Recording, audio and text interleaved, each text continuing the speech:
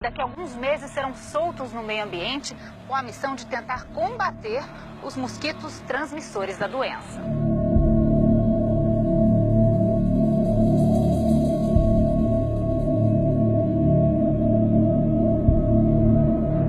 Em 2011, mosquitos Aedes aegypti, geneticamente modificados, foram soltos em algumas cidades brasileiras. Era o começo do projeto Aedes transgênico aqui no Brasil. A promessa era que os mosquitos transgênicos machos copulariam com as fêmeas selvagens e as crias morreriam ainda no estágio larval sem chegar à idade adulta. Seria maravilhoso se tudo fosse assim, mas não foi bem isso o que aconteceu. Quando falamos em vídeos passados sobre os eugenistas milionários que financiam pesquisas em diversas universidades famosas para sutilmente levar à frente uma agenda de redução populacional global, somos rotulados de lunáticos apocalípticos ou teóricos conspiracionistas. Mas, exatamente como já aconteceu a outras informações controversas taxadas pejorativamente de teoria da conspiração, hoje, uma dessas ditas teorias está saltando do terreno especulativo conspiratório e se mostrando bem real. A Fundação Bill e Melinda Gates financiou pesquisas e estudos para a mutação do mosquito Aedes aegypti na Universidade de Oxford, na Inglaterra, o mesmo inseto transgênico que começou a ser liberado no Brasil em 2011. Segundo matéria do portal Terra de 2013, os mosquitos receberam um gene letal que garantiria a morte de suas crias ainda no estágio de larva.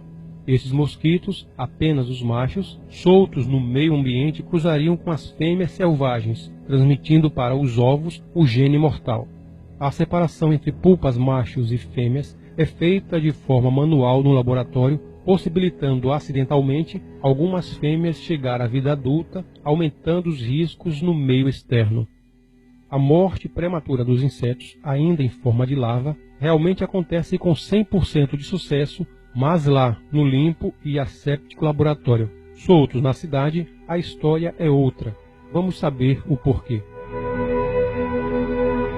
O mosquito causador da dengue teve o seu DNA alterado na Oxitec, empresa de biotecnologia que nasceu nos laboratórios da Universidade de Oxford em meados de 2002. As fêmeas que cruzam com os machos transgênicos botam ovos de Aedes aegypti transgênicos e morrem quando chegam ao estágio de larva, sem alcançar a vida adulta. Pelo menos era isso que se esperava acontecer.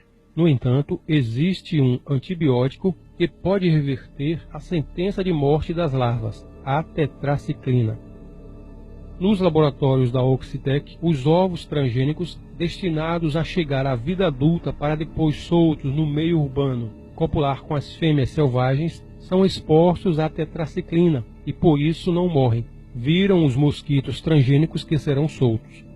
Mesmo havendo a possibilidade das larvas modificadas sobreviverem nas cidades, os testes em campo prosseguiram. Ou seja, mesmo que remota, existe a chance dos ovos, entrando em contato com a tetraciclina dispersa no meio ambiente, chegar à vida adulta, mas isto foi ignorado.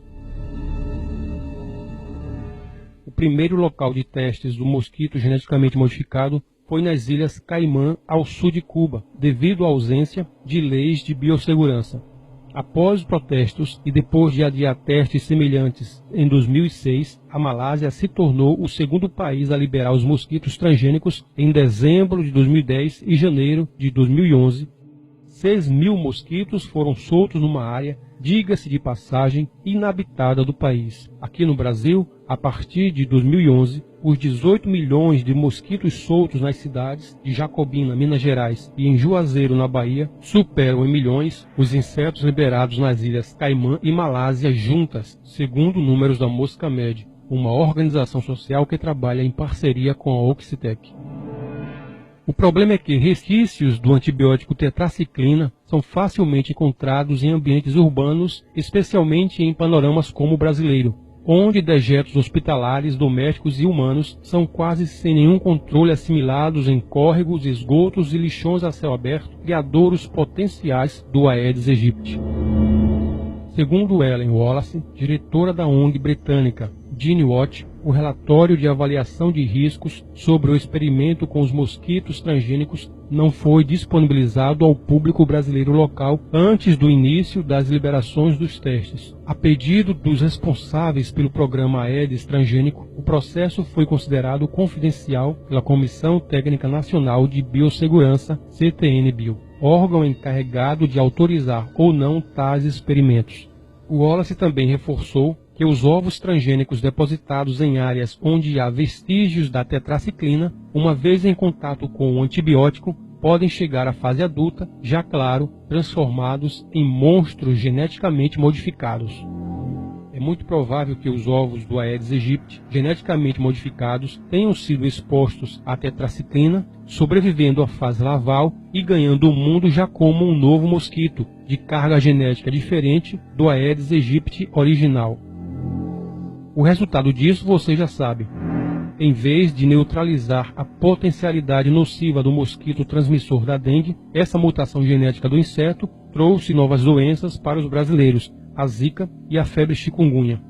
O zika vírus, entretanto, com consequências devastadoras para as grávidas, a microcefalia em bebês de mães diagnosticadas com a doença durante a gestação, e os casos não param de aumentar.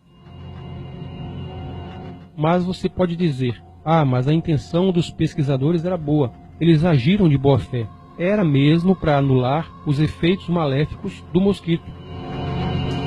Será mesmo? Será que não havia interesses escusos por trás dessa fabricação de mosquitos transgênicos? A mesma matéria do Portal Terra diz que, em julho de 2012, depois do sucesso dos testes de campo em Juazeiro, a Oxitec, recentemente comprada pela Intrescom, protocolou a solicitação de licença comercial na Comissão Técnica Nacional de Biossegurança. Desde o final de 2012, a empresa britânica possui CNPJ aqui no Brasil e mantém um funcionário em São Paulo.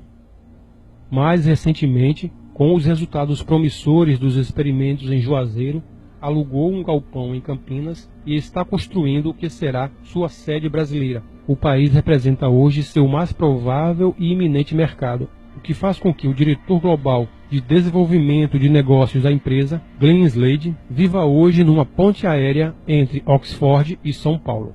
Ou seja, tal como aconteceu com as sementes transgênicas na agricultura, os mosquitos geneticamente modificados serão comercializados para países, estados e municípios que desejarem controlar as populações do inseto. Haverá um comércio de mosquitos transgênicos.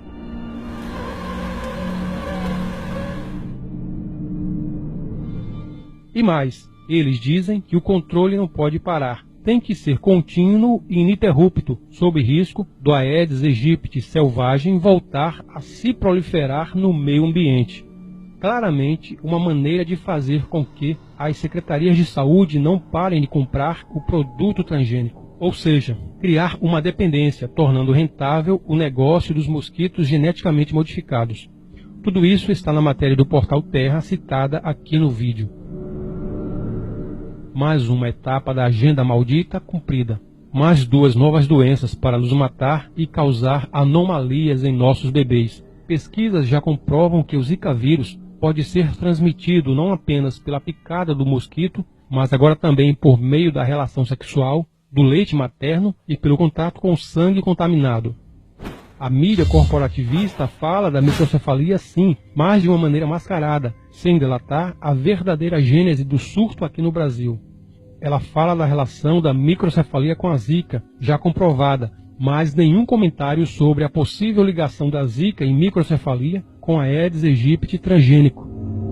Chegou ao ponto de dizer que a doença veio para o Brasil através de imigrantes haitianos nos últimos anos e devido aos muitos turistas que estiveram aqui durante a Copa do Mundo de 2014. Não lembro de nenhum surto de Zika depois da Copa do Mundo da África do Sul em 2010. Se você prestar atenção, depois que os casos de microcefalia começaram a crescer, curiosamente, os meios de comunicação não falam em combater o Aedes aegypti usando o mosquito transgênico para este combate, mas recomendam os métodos tradicionais de prevenção já conhecidos, como não deixar água parada em garrafas.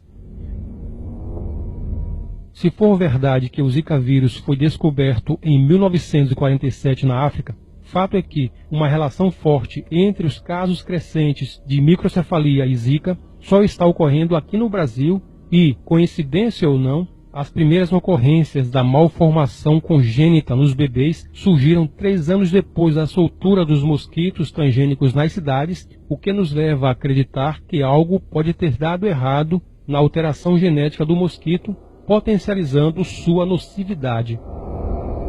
Na matéria em questão do Portal Terra, existem outras evidências dos perigos da liberação dos mosquitos transgênicos aqui no Brasil e suas possíveis consequências.